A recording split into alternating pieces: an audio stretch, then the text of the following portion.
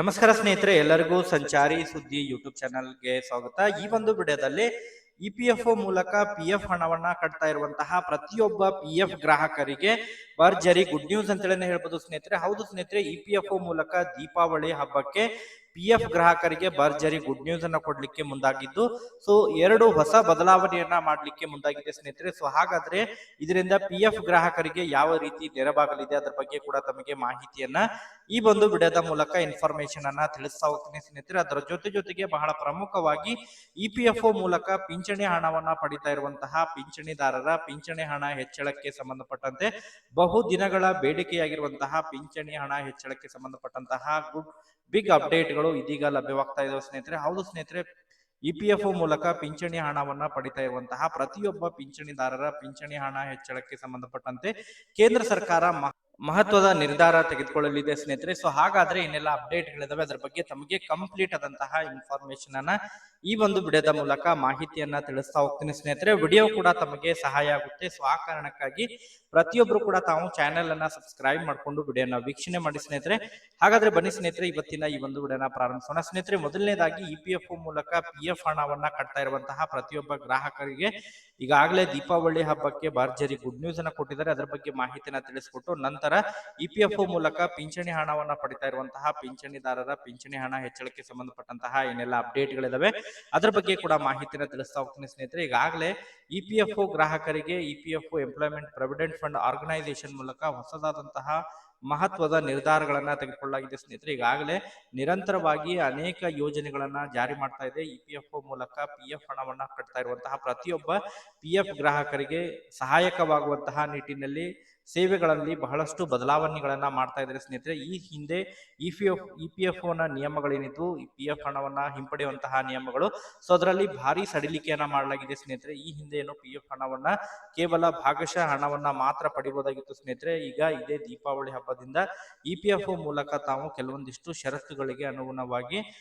ಶೈಕ್ಷಣಿಕ ಆಗಿರ್ಬೋದು, ಮದುವೆ ಆಗಿರ್ಬೋದು, ಅದ್ರ ಜೊತೆಗೆ ವೈದ್ಯಕೀಯಕ್ಕೆ ಸಂಬಂಧಪಟ್ಟಂತೆ ಪೂರ್ಣ ಪ್ರಮಾಣದಲ್ಲಿ ಇಪಿಎಫ್ಒ ಹಣವನ್ನ ಪಿಎಫ್ ಹಣವನ್ನ ಹಿಂಪಡೆಯಬಹುದಾಗಿರುತ್ತೆ ಸ್ನೇಹಿತರೆ. ಸೊ ಗುಡ್ ನ್ಯೂಸ್ ಅಂತ ಹೇಳಿ ಹೇಳ್ಬೋದು ಸ್ನೇಹಿತರೆ. ಅದರ ಜೊತೆಗೆ ಬಹಳ ಪ್ರಮುಖವಾಗಿ ಇಪಿಎಫ್ಒ 3.0 ವೆಬ್ಸೈಟ್ ಕೂಡ ಇದೇ ನವೆಂಬರ್ ನಲ್ಲಿ ಕೂಡ ಅದನ್ನ ಚಾಲನೆ ಮಾಡಲಿದ್ದಾರೆ ಸ್ನೇಹಿತರೆ. ಸೊ ಅದರಿಂದ ಈಗ ಇಪಿಎಫ್ಒ ಮೂಲಕ ಪಿಎಫ್ ಗ್ರಾಹಕರಿಗೆ ತಾವು ಯಾವ್ದಾದ್ರು ತಮ್ಮ ಒಂದು ಪಿಎಫ್ ಗೆ ಸಂಬಂಧಪಟ್ಟಂತಹ ಹಣವನ್ನ ಹಿಂಪಡೆಯಲಿಕ್ಕೆ ತಾವು ಫಿಸಿಕಲ್ ಆಗಿ ಅಪ್ಲಿಕೇಶನ್ ಅನ್ನ ಹಾಕುವಂತ ಅವಶ್ಯಕತೆ ಇರಂಗಿಲ್ಲ. ಆನ್ಲೈನ್ ಮೂಲಕ ತಾವು ಕೇವಲ ಸುಮಾರು ಒಂದು ತಾಸು 2 ತಾಸು ಒಳಗಾಗಿ ತಾವು ಅದನ್ನ ಅಪ್ರೂವಲ್ ಅನ್ನ ಮಾಡಿಕೊಂಡು ತಮ್ಮ ಒಂದು ಪಿಎಫ್ ಹಣವನ್ನ ನೇರವಾಗಿ ತಮ್ಮ ಒಂದು ಬ್ಯಾಂಕ್ ಖಾತೆಗೆ ವರ್ಗಾವಣೆಯನ್ನ ಮಾಡ್ಕೋಬಹುದು. ಅದ್ರ ಜೊತೆಗೆ ಪಿಎಫ್ ಮೂಲಕನೇ ಈ ವಿಶೇಷವಾದಂತಹ ಎಟಿಎಂ ಕೂಡ ವಿತರಣೆ ಮಾಡಲಿದ್ದಾರೆ ಸ್ನೇಹಿತರೆ. ತಮ್ಮ ಪಿಎಫ್ ಹಣದ ಬಗ್ಗೆ ಮಾಹಿತಿಯನ್ನ ಕೂಡ ಪಡ್ಕೋಬಹುದು. ಕಳೆದ ಸುಮಾರು 5 ತಿಂಗಳಿಂದ ಎಷ್ಟು ಪಿಎಫ್ ಹಣ ಸಂಗ್ರಹಣೆಯಾಗಿದೆ, ಪಿಎಫ್ ಗೆ ಸಂಬಂಧಪಟ್ಟಂತಹ ಏನಾರ ಕಂಪ್ಲೇಂಟ್ ಗಳಿದ್ರು ಕೂಡ ತಾವು ಆನ್ಲೈನ್ ಮೂಲಕ ಕಂಪ್ಲೇಂಟ್ ಗಳನ್ನ ರಿಜಿಸ್ಟರ್ ಮಾಡ್ಲಿಕ್ಕೆ ಅವಕಾಶ ಇರುತ್ತೆ. ಟ್ರ್ಯಾಕಿಂಗ್ ವ್ಯವಸ್ಥೆ ಕೂಡ ಐತೆ. ಅದ್ರ ಜೊತೆಗೆ ತಾವು ಏನು ಕಂಪ್ಲೇಂಟ್ ಅನ್ನ ಸಲ್ಲಿಸಿರ್ತೀರಿ ಆ ಕಂಪ್ಲೇಂಟ್ ಗೆ ಸಂಬಂಧಪಟ್ಟಂತೆ ಏನೆಲ್ಲ ಸ್ಟೇಟಸ್ ಇದೆ ಅದರ ಬಗ್ಗೆನೂ ಕೂಡ ತಾವು ತಮ್ಮ ಒಂದು ಮೊಬೈಲ್ ನಲ್ಲೇ ಮಾಹಿತಿಯನ್ನ ಪಡ್ಕೋಬಹುದಾಗಿರುತ್ತೆ ಸ್ನೇಹಿತರೆ.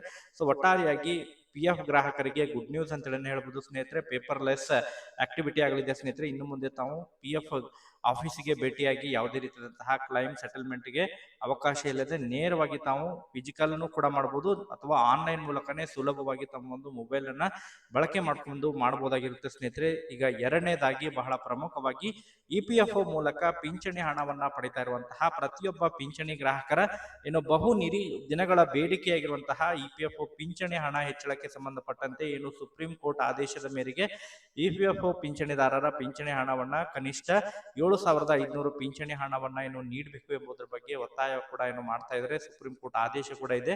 ಸೊ ಅದಕ್ಕೆ ಸಂಬಂಧಪಟ್ಟಂತೆ ಈಗಾಗಲೇ ಬಹಳಷ್ಟು ಇಪಿಎಫ್ಒ ಪಿಂಚಣಿದಾರರ ಮುಖಂಡರು ಕೂಡ ಪ್ರತಿಭಟನೆಗಳನ್ನ ಮಾಡ್ತಾ ಇದ್ದಾರೆ. ಸರ್ಕಾರಕ್ಕೆ ಮನವಿಯನ್ನ ಮಾಡ್ತಾ ಇದ್ದಾರೆ.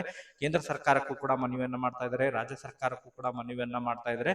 ಈಗಾಗಲೇ ಇನ್ನಿತರೆ ನೆರೆ ರಾಜ್ಯಗಳು ಹೆಚ್ಚುವರಿಯಾಗಿ ಪಿಎಫ್ ಹಣದ ಇಪಿಎಫ್ಒ ಪಿಂಚಣಿದಾರರಿಗೆ ಪಿಂಚಣಿ ಹಣವನ್ನ ಏನು ಸರ್ಕಾರದ ವತಿಯಿಂದ ಆಯಾ ಒಂದು ರಾಜ್ಯ ಸರ್ಕಾರದ ವತಿಯಿಂದ ನೀಡ್ತಾ ಇದ್ದಾರೆ. ಪ್ರತಿ ಮಾಸಿಕವಾಗಿ 1,000 ನೀಡ್ತಾ ಇದ್ದಾರೆ.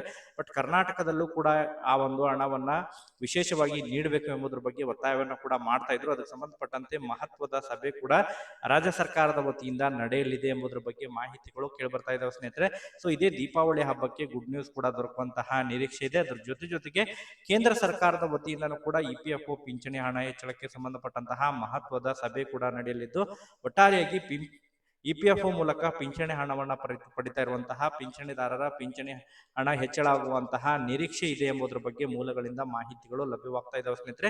ಸೊ ಎಷ್ಟು ಪ್ರಮಾಣದಲ್ಲಿ ಪಿಂಚಣಿ ಹಣ ಹೆಚ್ಚಾಗಲಿದೆ ಅದರ ಬಗ್ಗೆ ಇನ್ನೂ ಕೂಡ ನಿಖರವಾದಂತಹ ಮಾಹಿತಿಗಳಿಲ್ಲ.